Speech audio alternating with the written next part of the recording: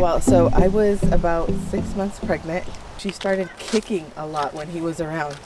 Like she would kick, like every time he was around me, my daughter would kick in the belly. It was like boom, boom. Like he would sleep on here and she would kick. And he would just be like, what is that? Like, so, like, are you hitting me? You know, like he didn't know where it was coming from. And then he would he started noticing, oh, it's coming from the belly. So he would poke me with his little nose and she would kick him back. So she when she was born, he was only 6 months then. So they grew up together. It was like, you know, she had no sibling, no cousins. He was really good with her. He's still to this day really good with her. He got a rash and it was just like, okay, you know, it was like a little bit of a lump of a rash. We were going through something really tough as a family and there was some medical condition with Dad. So then it's like I saw it, but I was like, okay. And I even took him to the vet and they're like, okay, you know, it might have to get removed. We're not sure. It wasn't big at all, right? It was just a lump and like a bit of a rash. I was like, okay.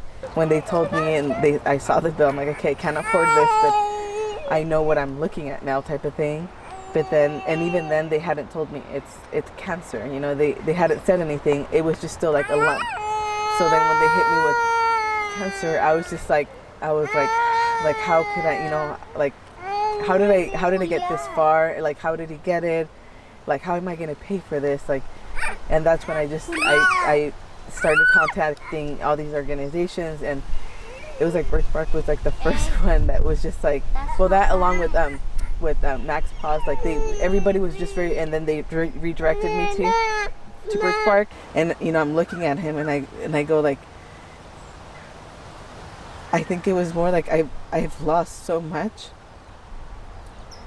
you know, and I'm like, I can't lose you. So like I said, I took him in and Birchbark right away was like, you know what, we're going to contact them.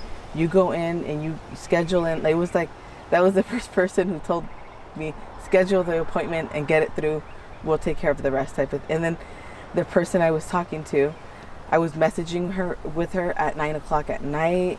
She was like calling me and she's like, can I call you? Is it okay? And I'm like, yes, please. Like, and she was like, okay, I put everything, you know, everything you sent me, we're sending it through, we're sending it to the board, you know, we're hoping it goes through. And like every second, like at no point did I feel like I sent her something and she was not like getting back to me, where it made me feel that much more like, okay, they're helping me, I can do this.